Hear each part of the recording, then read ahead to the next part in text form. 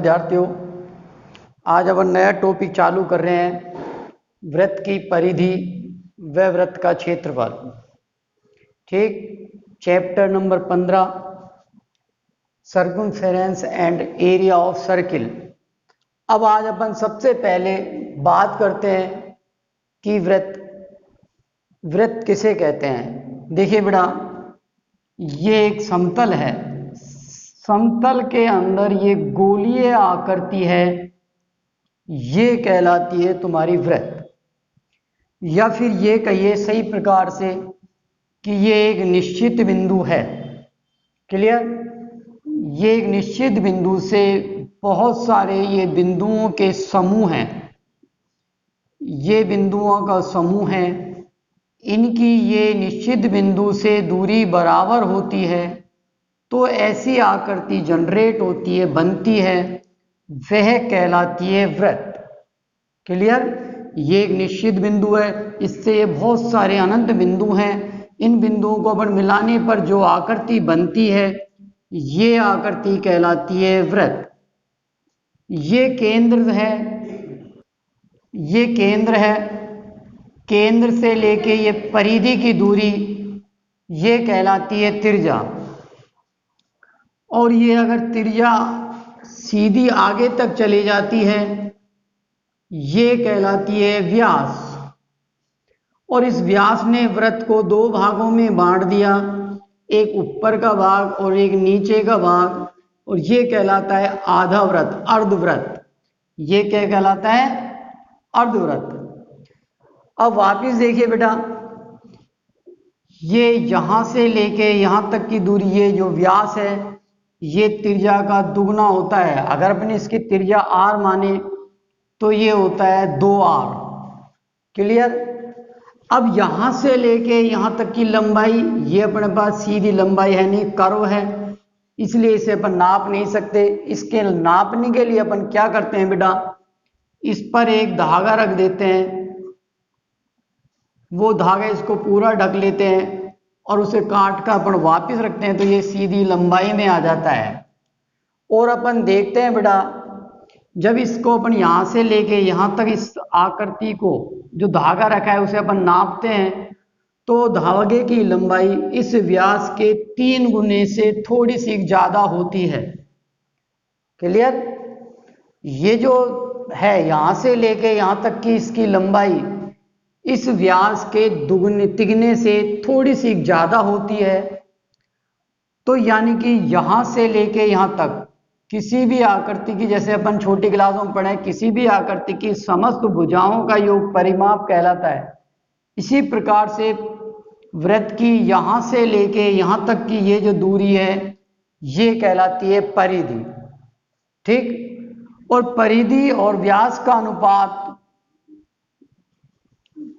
परिधि और व्यास का अनुपात हमेशा 22/7 आता है। यानी कि मैंने अभी अभी आपको बताया कि यहां से लेके यहां तक की दूरी इस व्यास के तिगने से थोड़ी अधिक होती है। तो वही चीज ये है, अगर तुम 22 में 7 का भाग दोगे तो ये 3.14 आएगा, यानी तिगने से थोड़ा अधिक। ये जो 22/7 है, इस 22/7 को अपन बार बार 22/7 न लिख के इसे अपन ग्रीन शब्द के अंदर लिखते हैं और उसे अपन बोलते हैं पाई। ग्रीन जैसे अपने अल्फाबेटिक होते हैं ABCD, ऐसे ग्रीन के अंदर होता है alpha, beta, gamma, psi, phi, वहां ये पाई के रूप में लिखते हैं। क्लियर? तो ये 22/7 को अपन लिखते हैं पाई। तो यहीं से अपना परिधि का सूत्र आता है, परिधि बटा व्यास बराबर होता है पाई।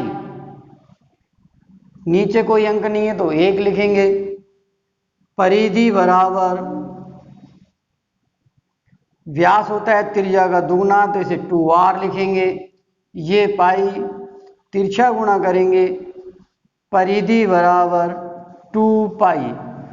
तो वृत्त की परिधि अपन ने निकालना सीख लिया कि वृत्त की परिधि 2 पाई और होती है। और वो कैसे आई ये मैंने तुम्हें प्रूव करके बता दिया। अब अपन बात करते हैं क्षेत्रफल की। क्षेत्रफल क्या है? देखिए बेटा, कोई वस्तु कितना स्थान ग्रहण करती है वह कहलाता है क्षेत्रफल। जैसे मैंने ये वृत्त है, इसको हटा दिया और इसको मैंने ढक दिया, तो वृत्त ने ये वाला जो क्षेत्र है इसको कवर किया है, तो ये कहलाता है वृत्त का क्षेत्रफल। अब वृत्त का क्षेत्रफल अपन कैसे निकालते हैं? देखिए, सीखिए। ये वृत्त है, इस वृत्त के मैं 4 भाग कर देता हूं। ये मैंने व्यासों से इसके 4 भाग कर दिए। इसी प्रकार फिर मैंने इसके और भाग कर दिए, 8 कर दिए। फिर मैंने और व्यास खींचे, इसके ये 16 भाग कर दिए।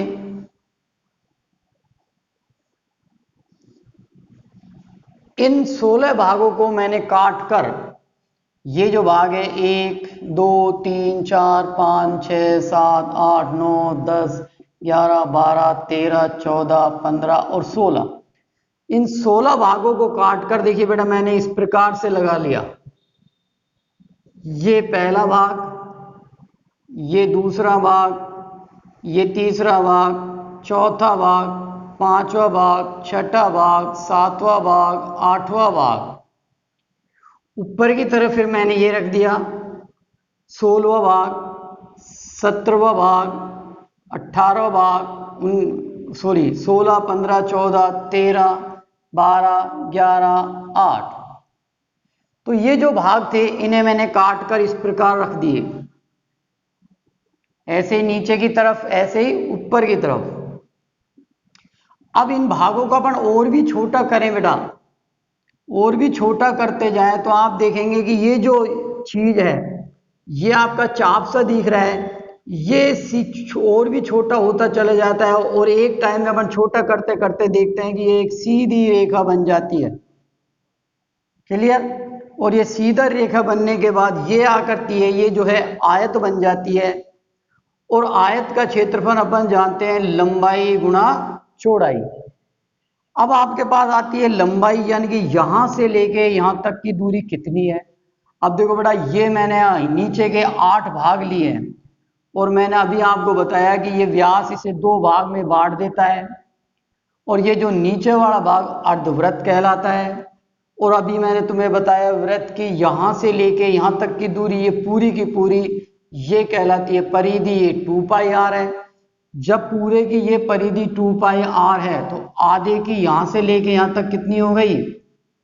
पाई आर। और यहां से लेके यहां तक की यही दूरी है जो ये रही, तो ये लंबाई कितनी हो गई? पाई आर। अब यहां से लेके यहां तक की दूरी, यानी कि ये केंद्र से परिधि की दूरी, ये कहलाती है त्रिज्या। तो चौड़ाई कितनी होगी इसकी? आर। तो इस प्रकार आपका ये वृत्त का क्षेत्रफल आता है, और वृत्त का क्षेत्रफल आता है पाई आर स्क्वायर। क्लियर? आज मैंने आपको 2 चीज सिखाई है, वृत्त की परिधि और वृत्त का क्षेत्रफल। अब अपन बात करेंगे इसके अंदर सकेंद्रीय वृत्त। देखिए, सकेंद्रीय वृत्त क्या है? ऐसे वृत्त जिनका केंद्र एक हो।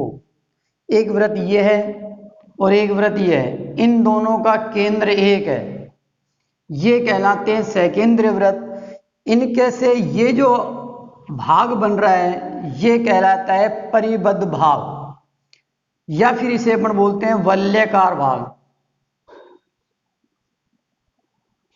परिबद्ध परिमींस होता है भार से बंधा हुआ भाग। वलयाकार ये एक रिंग सी बन रही है, इसलिए अपन वलयाकार भाग बोलते हैं। और इसका क्षेत्रफल अपन कैसे निकालते हैं? बड़े वृत्त के क्षेत्रफल में से छोटे वृत्त का क्षेत्रफल घटा लेते हैं। वलयाकार भाग का क्षेत्रफल आ जाता है,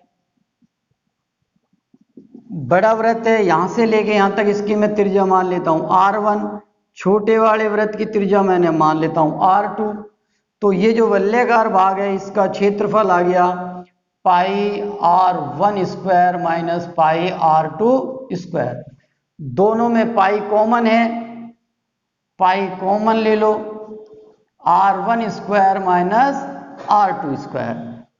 तो अपने पास वृत्त के अंदर अभी आप तीन चीज पढ़ेंगे। वृत्त की परिधि जो मैंने आपको बताई 2πr सिद्ध करके, वृत्त का क्षेत्रफल ये मैंने सिद्ध करके बता दिया कैसे आया। तीसरी चीज है वलयाकार भाग यानी परिबद्ध भाग का क्षेत्रफल, मार्ग का क्षेत्रफल, या R1 बड़े वृत्त की त्रिज्या है, R2 छोटे वृत्त की त्रिज्या है। अब आप इस पे आधारित सवाल देखेंगे। देखो विद्यार्थियों, पहला सवाल, एक वृत्त की त्रिज्या 3.5 सेमी है, ये कोई वृत्त है और इसकी ये जो त्रिज्या है 3.5 सेंटीमीटर है, तो इसकी परिधि व क्षेत्रफल ज्ञात कीजिए। तो वृत्त की परिधि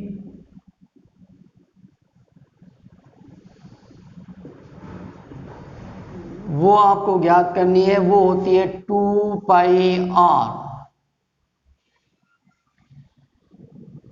2 पाई का मान 22/7, ये 3.5, इसको काट लीजिए 0.5, 2 इसको इससे गुणा करिए, इसको इससे गुणा कर लीजिए, 1 ×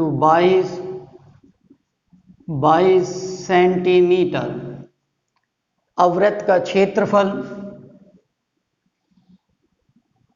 वृत्त का क्षेत्रफल बराबर πr²। आपको पाई का मान पता है 22/7, त्रिज्या आपको पता है 3.5 × 3.5, इससे आप इसे काट देंगे 0.5, 0.5 को 22 से गुणा करेंगे 11, 3.5, 3.5 को 11 से गुणा करेंगे 38.5 सेंटीमीटर स्क्वायर। एक चीज और ध्यान रखना विद्यार्थियों, क्षेत्रफल में आप स्क्वायर लगाएंगे क्योंकि इसमें दो संख्याओं का गुणा हो रहा है, r × r, तो यहां से 1 सेंटीमीटर 1 सेंटीमीटर यहां से, इसलिए अपन यहां लगाते हैं स्क्वायर। दूसरा सवाल देखिए, एक वृत्त की परिधि, ये वृत्त है और आपको इसका परिमाप यानी परिधि यहां से लेके यहां तक की ये जो दूरी है वो दी है 44 मीटर, यानी कि 2πr बराबर है 44 मीटर। तो इसका क्षेत्रफल ज्ञात कीजिए। वृत्त का क्षेत्रफल होता है πr²। आपके पास पाई का मान होता है, यहां से अपन को निकालना है r, तो r अपन यहां से निकालते हैं, r बराबर 44/2π, 44/2 पाई का मान 22/7, 44 भाग को गुणा में ले लीजिए, 7/44, 44 से 44 खत्म, 7 सेंटीमीटर। अब अपन को निकालना है क्षेत्रफल। वृत्त का क्षेत्रफल वो होता है πr²। पाई का मान 22/7, त्रिज्या निकाली हुई है 7 × 7, इस 7 को 7 से गुणा किया, 154 सेंटीमीटर स्क्वायर। तो देखिए पहले सवाल में आपको कुछ भी नहीं करना था, केवल आपको सूत्र याद होने चाहिए। दूसरा सवाल था, इसमें परिधि दी, परिधि की सहायता से अपन ने त्रिज्या निकाल ली और त्रिज्या की सहायता से अपन ने क्षेत्रफल ज्ञात कर लिया।